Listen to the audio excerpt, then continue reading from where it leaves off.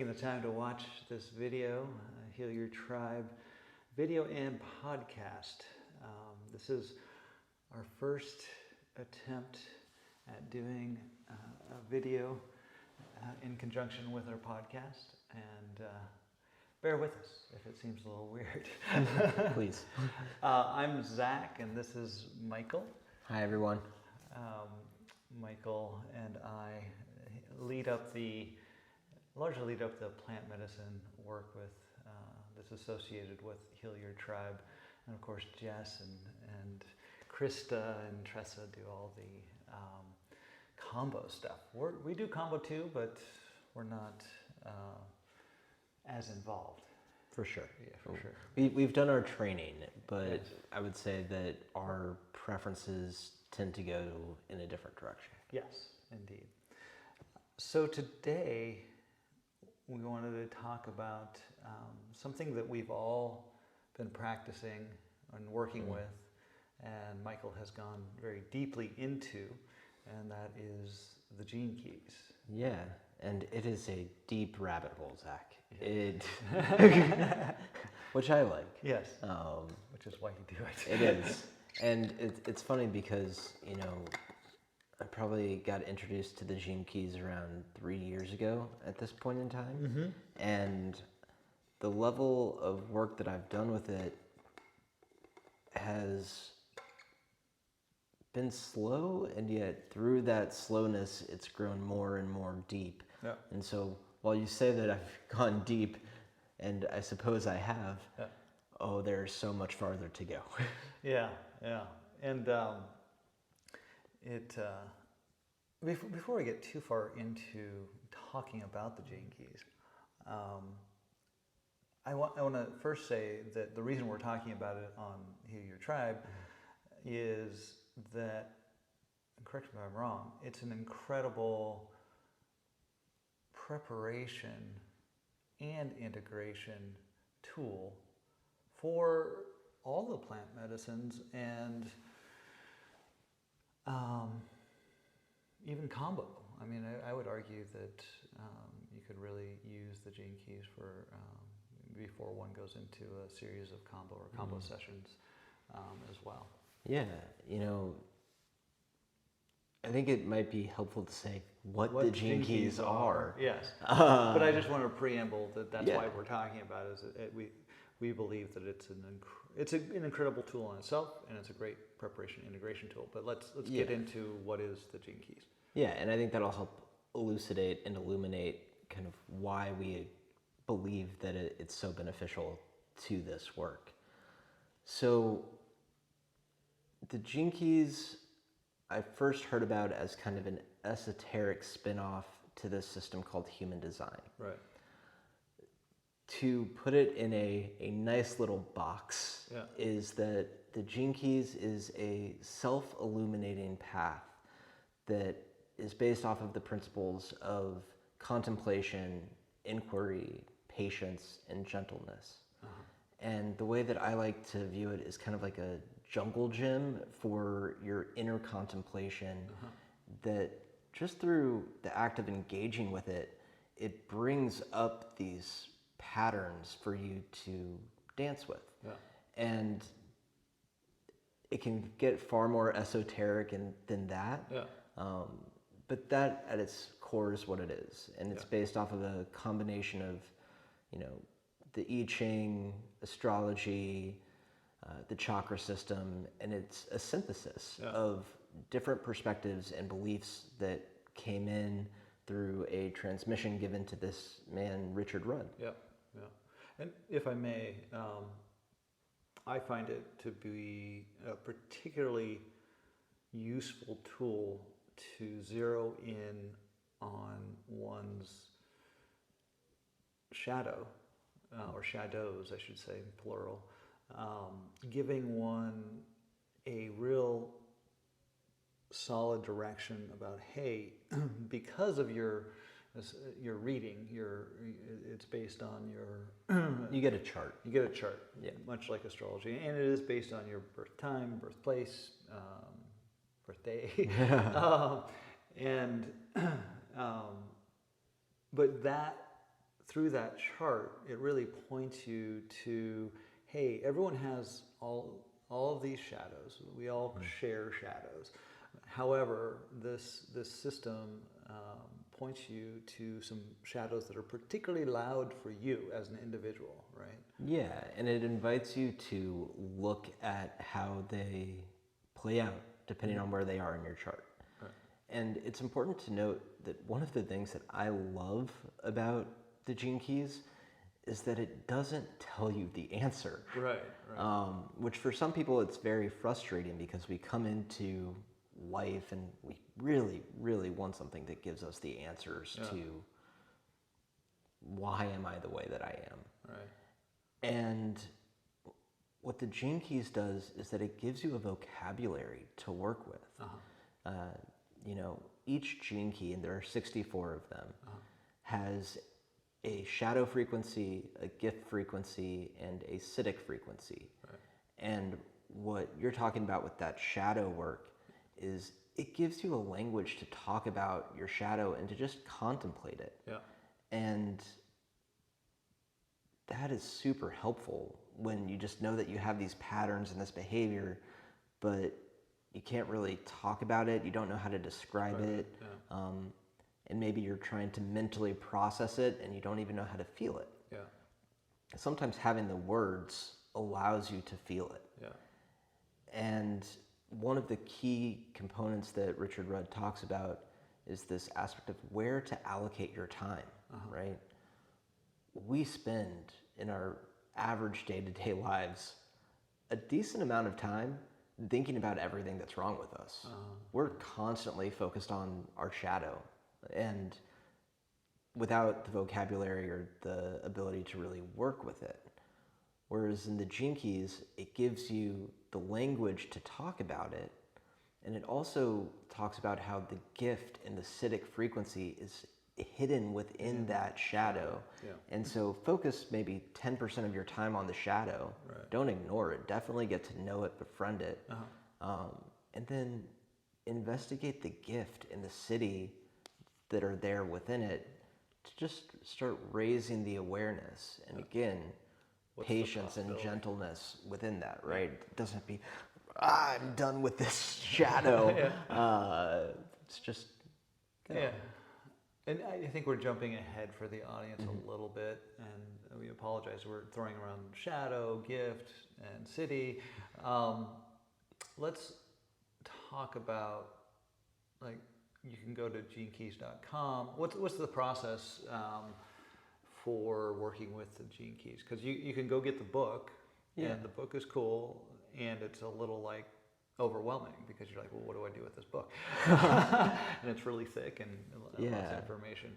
The Gene Keys as a whole can be overwhelming, right? There's new words, and here are these 64 spheres or Gene Keys to look at.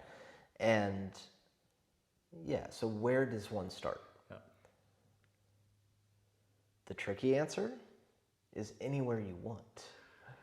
To give some more clarity for that. For most people, that's not helpful.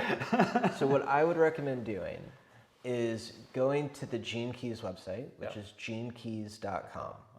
And you can generate your free chart. You don't have to pay for anything to get your chart. Just take a look at it, see how it resonates, and read through it. Yeah.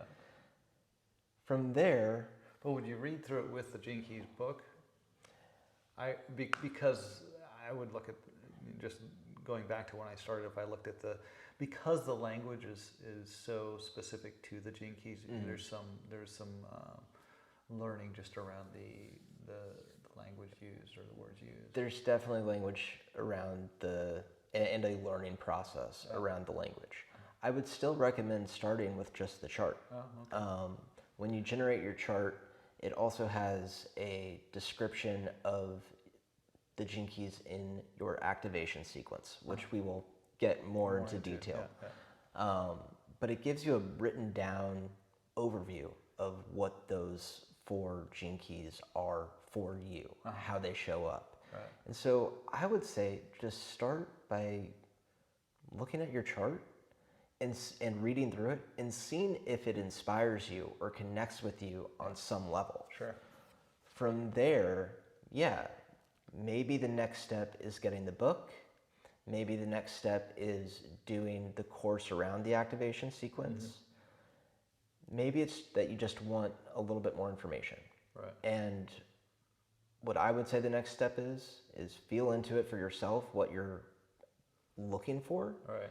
And they have a free resources section of their website, which it talks about the activation sequence. It talks about, the connections to astrology. If you're really into astrology, that's a great entry point for you. If you're interested in Buddhism and, what is a terma and looking at that entry point into it, it's great. And maybe you're coming from a Christian background and talking about the Corpus Christi, and that inspires you. Yeah. There's different ways to go into it that speak to kind of what you're already interested in. Right.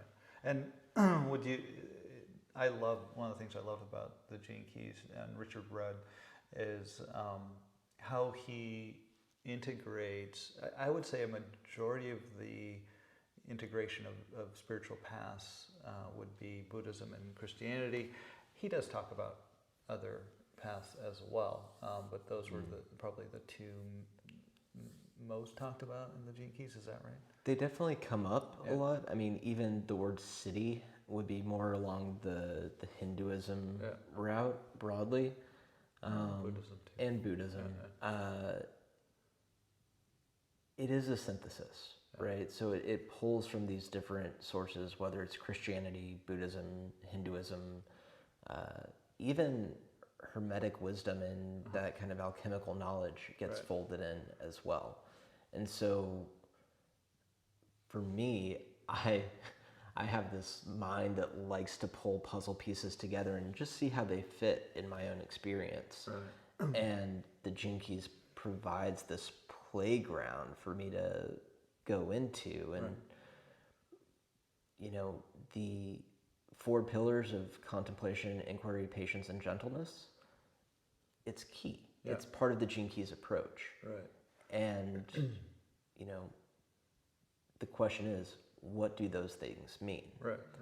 And so for inquiry, it's this process of self-investigation. Contemplation, there's an entire course that Richard Rudd has on the art of contemplation and what it is. I kind of like to play with words. So in Spanish, con, C-O-N, is with, and then templation. And I like to view that as like the temple, the creation of the temple. So it's with a perspective of templehood.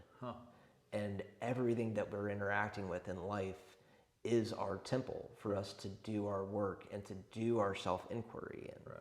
And from there, approaching it with gentleness and patience that's required to really go deep and let these patterns unwind. Because it's not about achieving anything. It's about letting it unwind and self-illuminate where your growth is headed. Cool. And again, we're jumping ahead. Sorry, people. So they download their chart, and or they being those who are watching, download their chart. They're inspired, and the first place to start if you decide to do a course, and each course is like 100. What are they running these days? They're around $120 to $150 depending on the course that you do. There are some that are more expensive than that. That's the basic. The basic for ones. The activation and the Venus, and that's yeah. So generally you start with the activation sequence, and that has how many spheres on it? 1, 2, 4 spheres. 4 spheres. Yeah. And so it starts with purpose. Goes from your life's work to your evolution to your radiance and your purpose. And so, and you're following that, and I think it goes like this. Yeah, it's like a zigzag. A zigzag Z kind of. And so you're starting, let's say, the life's work, and you, based on your birth date and time and all that sort of thing, you have a specific sphere that is your in this program your life's work, and part of that you're going to have a shadow, whatever that sphere is. It's going to have a number, and you go to that gene key in the book, and then that you'll be able to see the shadow, the gift, and the city. And if I may, the shadow is pretty obvious. The gift is what that shadow can transmute into, and then eventually it can transmute into the city. The city. So shadow, that same energy, that shitty stuff that we don't like, can transform into this wonderful gift. And then the city is like it's an enlightened state, essentially. And the point being, though, is that instead of trying to reject the shadow, which even Jung and so many people talk about, you don't want to push the shadow away, you want to look at it, accept it, and it's through that process that same energy will start to increase your vibration. It is frequency. Such that it turns into a positive instead of something that's not helpful, and then eventually an enlightened state. Is that a fair? Well said. Yeah, it is all frequency, right? So the shadow, the gift, the city, it's the same energy, just operating at different frequencies. And so, as you befriend the shadow to really look at it, and what gifts has this given me in life? How does it relate to the gift that the specific gene key says? It's not necessarily about going out and grabbing the gift and trying to get there. But through the act of contemplation, allowing your awareness to rest on that level of frequency, the patterns start unraveling themselves, and naturally there's this growth that happens towards the gift and eventually the city. The city. And again, in this first of 3. Yeah, so there's the Golden Path program is the core of the gene keys. Right. And it goes from the activation sequence, which is about kind of what you're here in this world to do, to your Venus sequence, which is about you in relationship, and goes to your core wound. And then it goes into the Pearl, which is your prosperity. And so you can go down this path, this golden path, and you are unraveling the tension that has been built up through essentially the core wound when you came into this world. Gotcha. And so it's divided into these 3 sections, and it does go in that order. It's life's work, Venus, Pearl, right? Activation, Venus, Pearl. Activation, Venus, Pearl. And as we talked about, it's particularly good around shadow work, because the problem with the shadow, we don't know. It's in the shadow. It's hard to see. And so these programs really help one kind of zero in. It's amazing when I personally read about the shadow, the gift, and the city. I'll be like, holy cow, this shadow stuff, that's exactly what I do. And it's particularly loud in my life. And conversely, sometimes I'll come across a sphere where I'm like, oh no, I'm already gotten to the gift. I've already kind of worked with the shadow, whether I knew it or not, and I've moved to the gift, and I'm looking forward to the city on that case. But as it relates to ayahuasca, plant medicine, Kambo, it's a really cool tool because it's highlighting your shadow. It's also teaching you how to notice self-awareness around the shadow and feel. Yeah, feel and contemplate, right? Contemplation is not just mental, it's feeling. And, what I encourage anybody who's listening to this podcast to do is to go to the Gene Keys website and just read about the art of contemplation. What is it? Watch Richard Rudd's, YouTube series about it, because through the contemplation is really where a lot of the growth happens. And when you're in the medicine space, like ayahuasca, Kambo, your system is getting amplified. And when you get caught in this action of like fighting with this shadow material side of yourself, that's fine. And if you're able to sit there with it as it's coming up and just watch it and contemplate it, and contemplate, here's where it is, here's the gift within it too, you can go in and do that shadow work. Because ayahuasca in particular is raising the frequency up. She's pushing the frequency to a higher vibration. And as that happens, you're going to look at the shadow frequency. You're going to look at the gift. You may even experience the acidic frequency. Right. You might not stabilize it after that one ceremony, but you'll be able to go through that entire process. And, one of the things that we see both, I would say, in ayahuasca and in, for me, coaching, for you, your Violdo work, is people coming in and wondering what their intention should be. Right. A lot. Yeah. Like, what should I work on? Yeah. I know I've been called to this thing, but I don't know what my intention should be. Yeah. And this is a pointer. This is a pointer. It's a great way of really getting to know yourself. Yeah. And for me, that's all I really can do, right? Is get to know myself. And maybe there's some areas where I can intentionally change them and work really hard and get there. But for a lot of it, it's just, can I be with myself and watch myself evolve through this journey that is life? Yeah. It's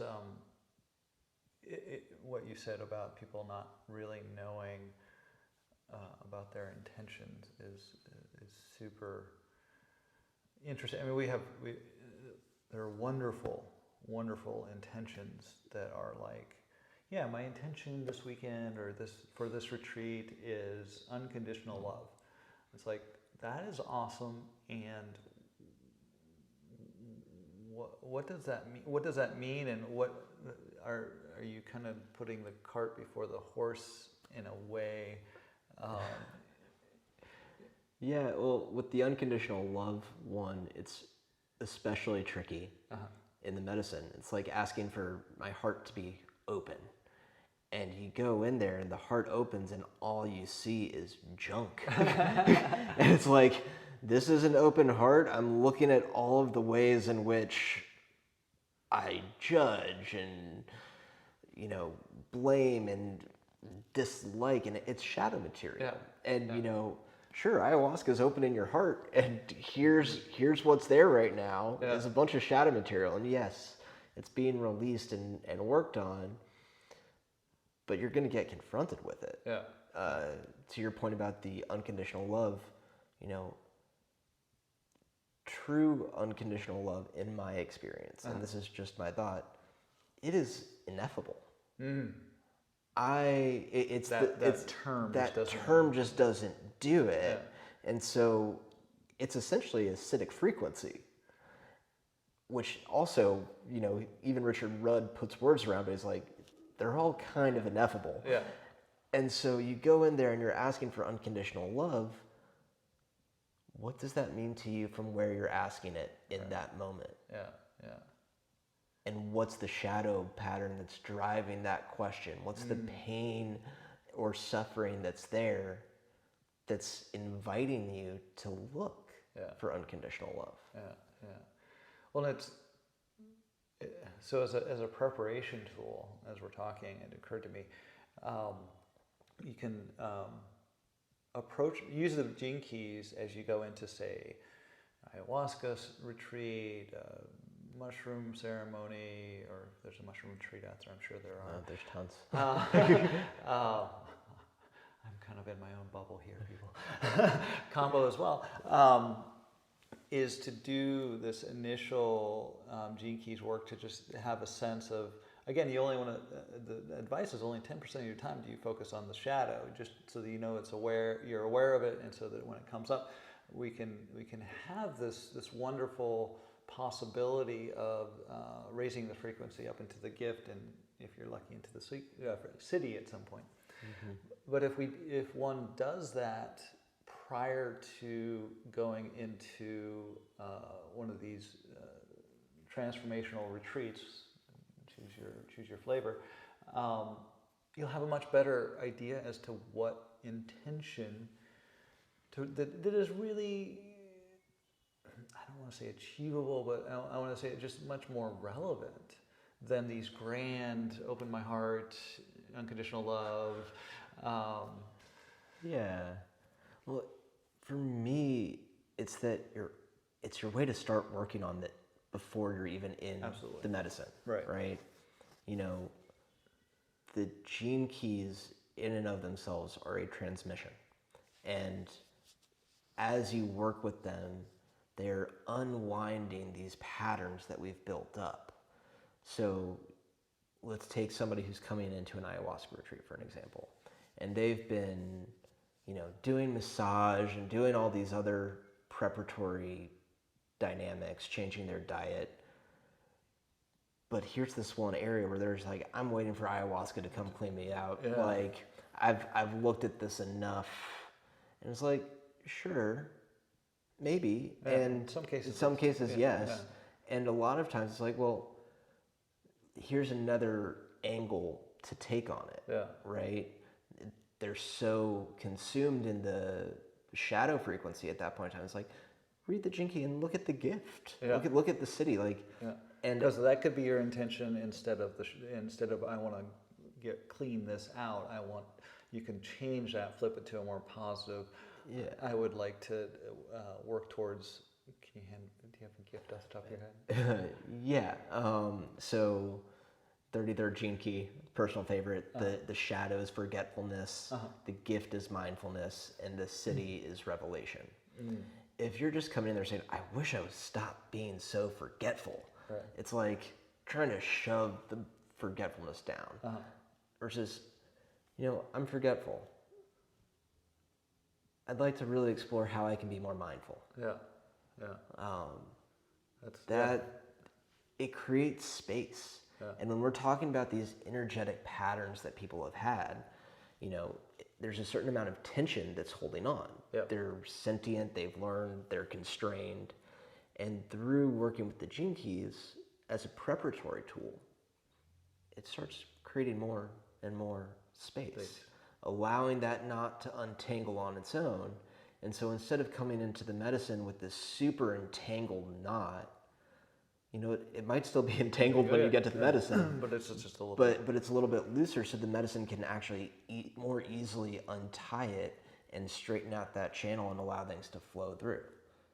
So, yeah, I mean, it's an incredible, the Gene Keys, amongst other tools, is an amazing tool to kind of turbocharge the work in ayahuasca. And what this brings up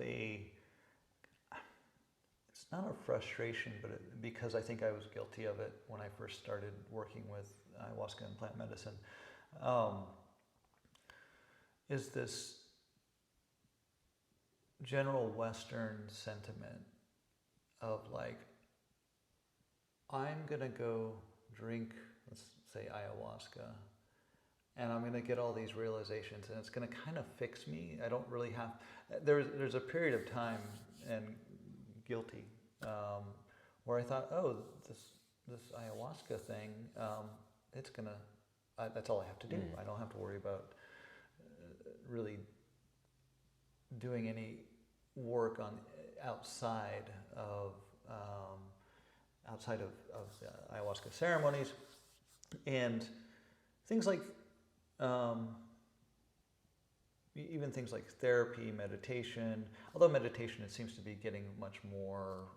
Although I kind of disagree with some of the approaches around it, but it seems in Western society these more subtle, seemingly subtle things practices, modalities are underrated. And there's just like, oh, I'm going to drink the ayahuasca, and ayahuasca is going to bring up everything I need to. But it's, I would argue, yes, it is. We love ayahuasca, don't get us wrong, and it's a great starting point for this journey. And the idea that that's all that needs to be done, it could be fine, but if one is really committed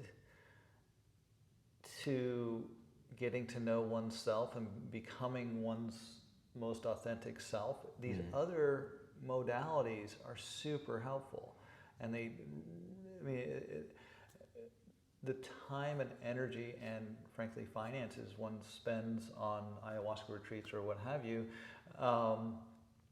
it's a lot. And for just an incremental amount of money, time, and energy, you can turbocharge it with things like the Gene Keys, and if I may make a little commercial for myself, the Alberto Villoldo energy work that I'm working with currently as well. It really amplifies the work.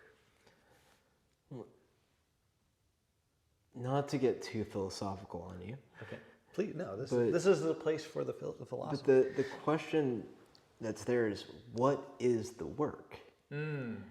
And that's true. So many people may not even be on that. Yeah, and so there's this subtle, when the people who you're talking about who are coming in to the ayahuasca space saying, ayahuasca, heal me. Yeah. First and foremost, I want to say, yes, it is possible. Yes, yeah. Ayahuasca does some amazing things. Yeah. Dietas as well. Yeah. But if you're frustrated in life, right? And like, there's this one aspect that's really just driving you crazy. And you're like, I wish that I could deal with this one aspect and get it figured out so that I could go back to peacefully not engaging in life. It's a little bit out of alignment. Yeah. You know, I understand it. I have done it myself. Sure. And it's like, no.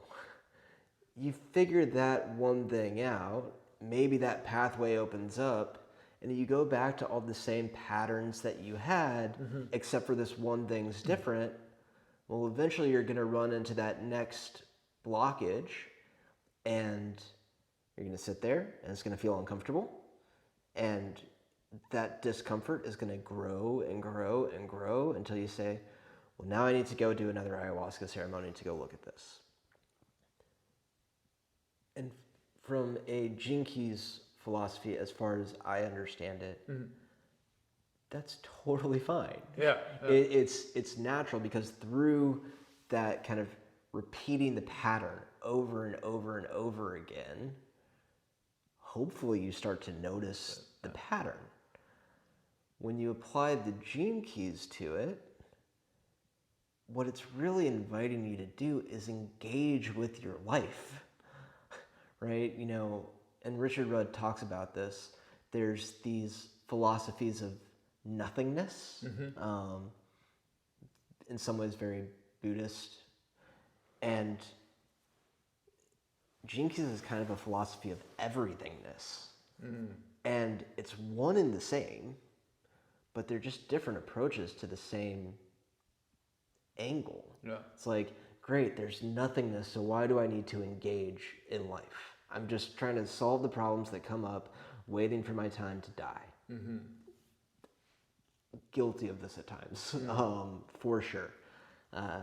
It's in fact in my Gene Keys. And the flip side of that is, wow, this nothingness is everythingness. And while I'm here in this form, in this consciousness, exploring whatever this mystery is, I want to fully engage with it.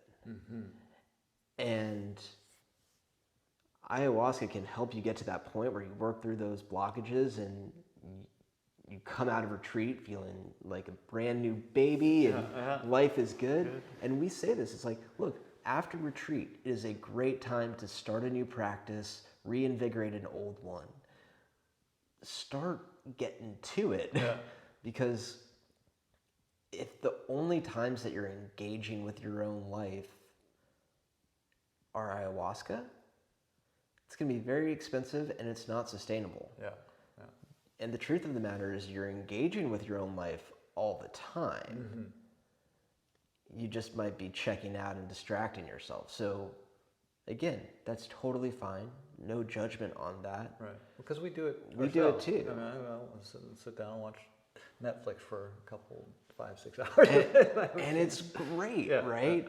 But with the gene keys, like once it kind of gets going in the back of your mind a little bit, I find at least that I'm sitting there watching Netflix and all of a sudden it's like, oh, here's that shadow coming up. Because he talks about how the words in the gene keys are like these acupuncture points for your energetic channels. So maybe I'm sitting there watching Billions or something like that. And the main character says the word truth, which is the acidic frequency of the 63rd gene key. Well, I've read that gene key and it's like, oh. And all of a sudden I'm engaged just by hearing that word. Or like having a conversation with you and, you know, maybe you say independence or sensitivity, and I'm like, oh wow, that's the 19th gene key. That's a big one in my chart. Something in my energetic body just starts perking up. And, you know, it takes some time to get there, but again, that's where the patience and the gentleness comes in. Of like, can I have compassion as I don't want to engage with my life? Well, okay, so we kind of we were talking about how much of a wonderful preparation tool gene keys can be, and then as an integration tool, it could be really cool to go like in the two, because we talk about like if you're just doing say 3 ceremonies over a week or weekend, there's about 2 weeks wherein you're particularly dialed into new practices and just synchronicities and all of this sort of thing. It's longer if you do a shamanic dieta in association with the ayahuasca ceremonies. That's a different podcast and conversation. But the point being is that period of time afterwards to go back and revisit your gene keys charts, because the gene keys charts, they're designed that you contemplate them each step of the way, each sphere on your chart very slowly, and it's recommended to go back and do it again because each time there's going to be something that pops. And so to do that post retreat as an integration tool, it's always interesting to see what happened in that retreat, what came up in that retreat as it relates to your gene keys. And your ability to work with and absorb the material in the gene keys is just amplified post-retreat because you're again so much more sensitive and so forth. Yeah, it's amazing. And one of the things that I like to do, especially if I was maybe contemplating one gene key before the retreat, work through it, it's like crystal clear. Maybe I go back to that one. Maybe something new has come up and I still don't quite have the words for it. Well, here's this, you can get a page on their resources website that just has all of the different words for the different frequency bands listed. It's like, oh, what am I feeling? Read through. Boom. Something pops. It's like, oh, I'm going to check out that gene key. Or maybe you want to play like an oracle deck and you just flip to a page in the gene keys to see what Gene Key it is, use it as an oracle, or you can use it as a modern I Ching. If you know how to do I Ching readings, flip your coins, mark your lines, and go from there. Cool, cool. And actually, for the longer retreats, because it's paper based and you're not having to use electronics. Because when you're doing a shamanic dieta, you're not allowed to use electronics. But it's good to contemplate a particular gene key or a series of gene keys during that time. And tell me, on that point, how many times? It's been a while since I have not had time to look into the gene keys or work with the gene keys for some time because I've been working with the Alberto Villoldo stuff. But you have continued. In fact, you're becoming one of the guides. It's a process. They've got guides and then ambassadors, but it's a good way of deepening your study. Yeah, and you've come out of some ceremonies, some ayahuasca ceremonies, where you're like, oh my God, I got the whole thing on my gene keys, and I saw it all. And then I say that I'm like, I'm not so sure. Yeah, there's always more. Yeah. But yeah, what can you clarify I don't the know. question? I'm just trying to impart how, when you study the gene keys and go into ayahuasca, how a lot of times that material, you'll get yet another perspective, deeper, more completely different dimensional perspective on the gene keys.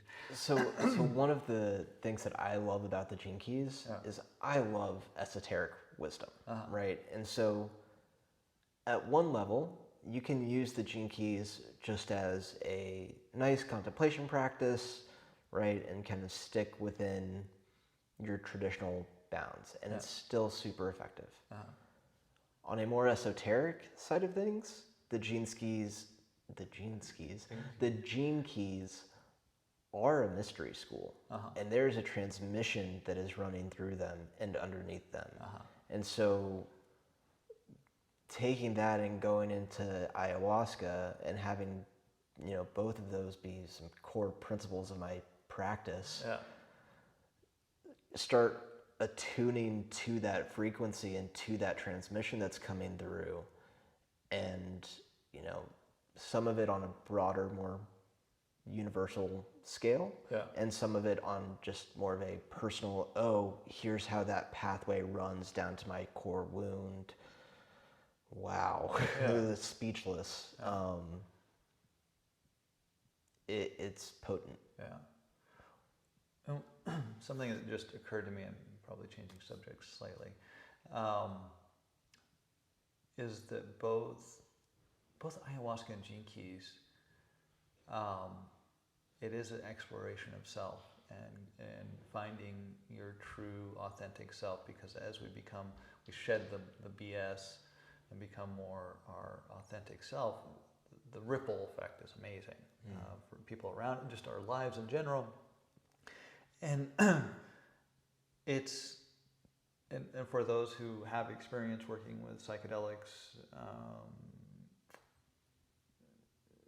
esoteric work, you probably come to the conclusion that there's nothing more fascinating than what's going on in here. This is crazy. When we start opening those doors and going, whoa, okay, this is that pattern, and learning that skill of contemplation, self-inquiry, it just keeps going and going, and it's a lot of fun. And most of the time. Most of the time. That's true. And the gene keys is a way to kind of keep that medicine work going for a much longer time than just doing the medicine work, which again we love dearly, but we're always looking to expand and improve and relax, expand, relax, expand. What I loved about what you said was that talk about doing the medicine work. Hit these frequencies and it reverberates out to those around us, right? We talk about how you don't have to go become a ayahuasca prophet or proselytizer. It's just people feel something has shifted, and what shifted is your frequency. And the Gene Keys is all about raising your frequency. Yeah. And so, you know, as you engage with the Gene Keys work to help that, again, unwind, your frequency naturally raises as you step into who you already fully are. Yeah. And mixing that with ayahuasca, which does the same thing, there's really not much that you have to say or to convince people of. In terms of people you interact with. In terms of people that you interact with. They'll just notice and be like, they'll just notice and be like, yeah, what's going on? Yeah. And, you know, maybe it's right after the ayahuasca retreat, and so you talk to them about ayahuasca. Yeah. Maybe it's, oh, well, you know, I've been working on the activation sequence of the Gene Keys. I'm like, whoa, Gene Keys, what's that? And they're coming to you in that moment. Your interaction with them is happening for a reason. Yeah. You know? Yeah. And just keep on doing your own work of, I want to say of raising your frequency, but really of letting go of the lower frequencies and letting them unwind and integrate. I'm going to take this down a little bit of a esoteric road. I hope the audience can deal with me. I think y'all can. Because I'm going to talk about the Violdo work a little bit. And the way the words are used in the Gene Keys is take a shadow that will then transform into a gift and then a city, right? The words they use is that same energy that's in the shadow will change its frequency and then move. So it's that energy. Whereas I've worked with Paul and you, I think, have we worked on your shadow work with the Violdo? We've done some. Yeah. So the Violdo session, we are removing imprints in the energetic field. So it's both the imprint itself, the pattern itself, and it's cleaning out the energy that powers that pattern. And it also removes the affinity for that similar energy. And so I've, in the Violdo work, in those sessions, working with Gene Key shadows, it's cleaning out that energy. So there's something still there that can turn into the gift, right? It's more of a question. Well, so because it's semantics, isn't it? I think it's semantics. Yeah. So what you're doing is an illumination process, right? And the Gene Keys is described as a self-illuminating path. So when you're cleaning out the energy, it's actually transmuting. Yeah, it's transmuting it into the higher frequency light vibration, right? And bringing in the higher frequencies of divine light and filling. And so, the gift and the city already exist in your genetics at a physical level and within the energetic body. They're already there. Yeah. We're just tight, tense, forgetful of them and operating out of the shadow. Right. Through the illumination process, you're finding that shadow. Yeah. Going, there's this thing there. Yeah. Let's raise the frequency of it back to what it is. And I would guess that that's at least at the gift level, if not at acidic level, from where you're doing the energy work from. Yeah. I'm fascinated as to how this will play out longer term, because it's a similar. The Violdo work is similar. It's like this knot of string that when you go through and clear it out, or clear out the imprint, the energy, and the affinity, you got space around it, and that gives you the opportunity to. And with all of this work, ayahuasca, Gene Keys, the Violdo illumination process, Kambo, mushrooms, sound healing. There's always your own work you have to do. It's never just like, this is going to fix me. or rarely. I mean, on the edge, yeah. So again, going back to the question of what is the work, there's another question that I've heard asked, at least by a few different people that I know, who are asking me, what is your perspective on how the medicine works to clean out these patterns? And my perspective on that is that, we've got these patterns that are, let's call them low frequency. You drink the medicine raises your frequency up. It's an amplification and it raises your frequency up. And those lower frequencies cannot sustain themselves at those higher frequencies. Yeah. So when you purge, it's this release that happens because those lower frequencies just can't sustain themselves there anymore. Yeah. Once that has happened, and we've let go of those shadow frequencies, the pain, the things that have caused constriction in our body, our bodies naturally want to heal themselves. They're constantly healing themselves all the time. And it's through what we take on in the world that we get sick, get injured, other things.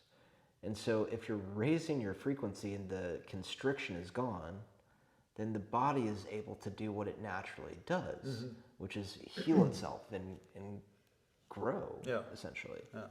And so I'm not 100% sure if there's a difference. I think it hits all the things at the same way, but from different touch points. You mean the difference between the modalities? From the results and the fundamental effects underneath. The gene keys is going in and through contemplation creating spaciousness around these things so it can naturally unwind on its own, right?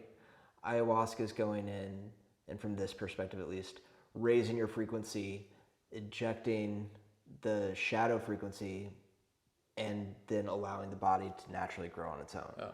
The Violdo work, you're going in energetically, removing the obstacle, the crystallized energy or whatever it may be, that is preventing the body from being its naturally luminous self. Although I'd put forth that not any one is going to do everything. Although the Violdo stuff is pretty impressive. Gene keys is too. Yeah. I mean, one of the reasons I started working with the Violdo stuff, Alberto Violdo, in the Four Winds Society, is that I had drunk ayahuasca for so long and I still had these patterns. And I also work with the gene keys, not as deeply as you. And it wasn't until I went through all the training and having received all the stuff, all the treatments myself several times, that I was like, wow, this is really working. So I think the combination of all the above is the way to go. Yeah. Because they're not going to hit.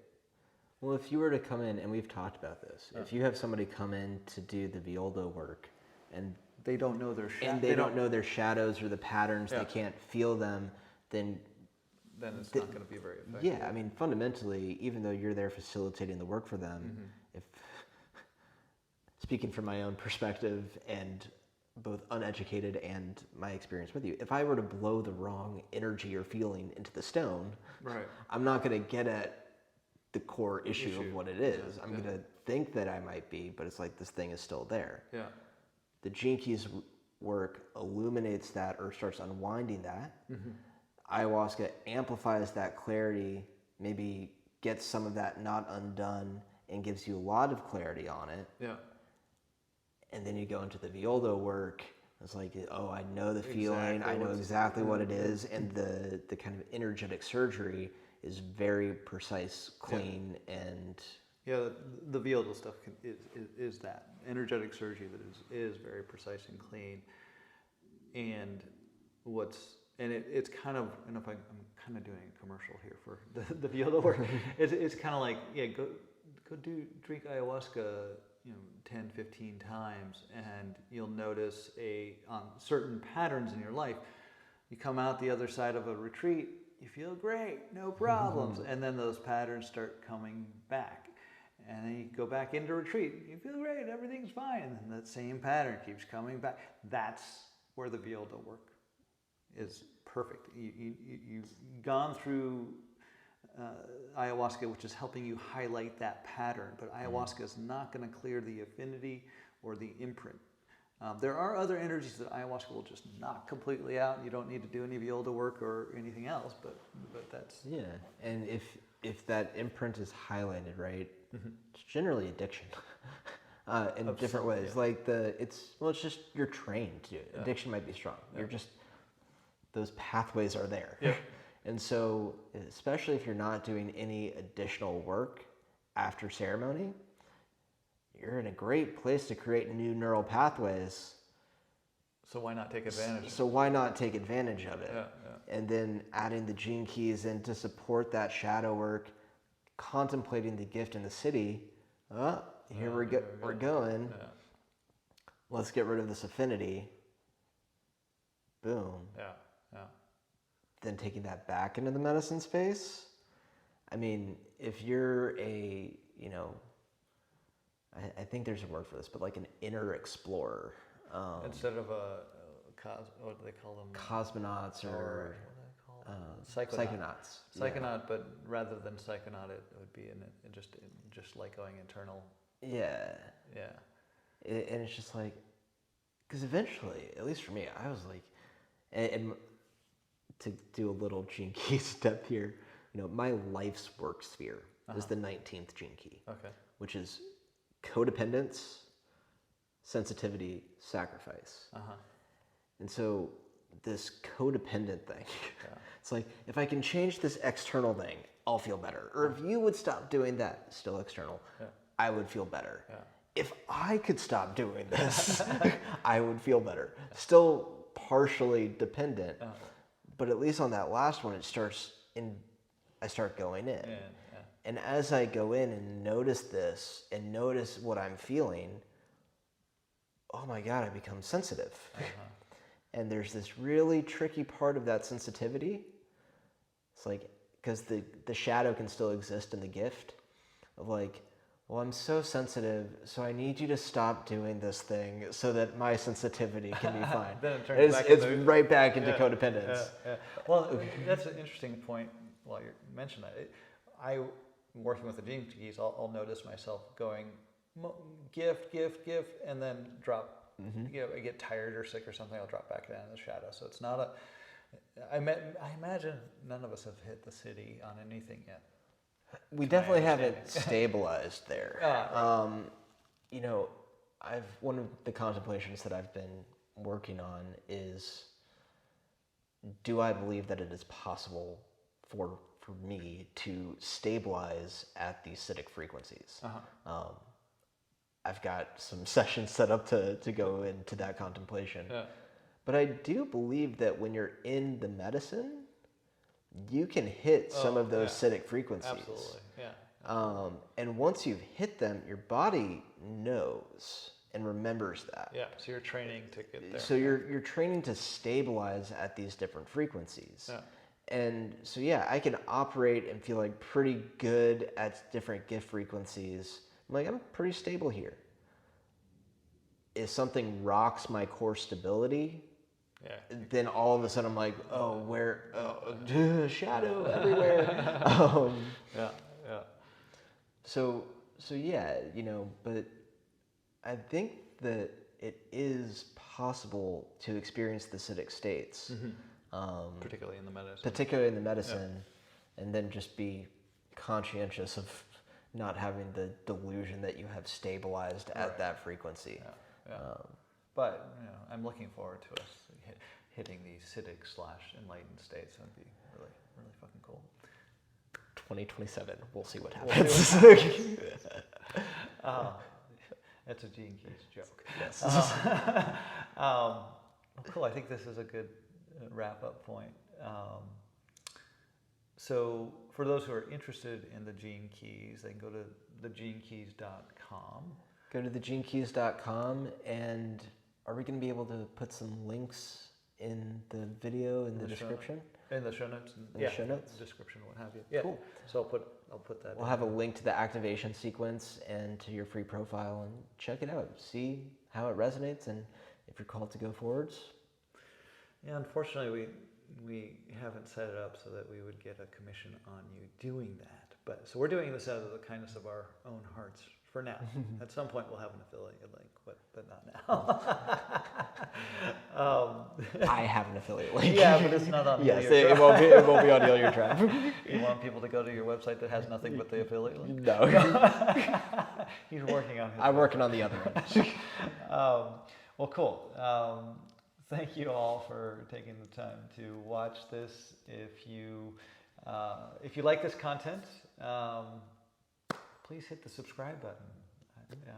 This is probably one of our first few YouTube videos, but this is also going to be on SoundCloud and podcast, just audio as well. If you like this content, look on YouTube, we're Heal Your Tribe. On SoundCloud, we're Heal Your Tribe. And then our website is healyourtribe.com. So thank you again. Have a good one, and we'll talk to you later. Bye.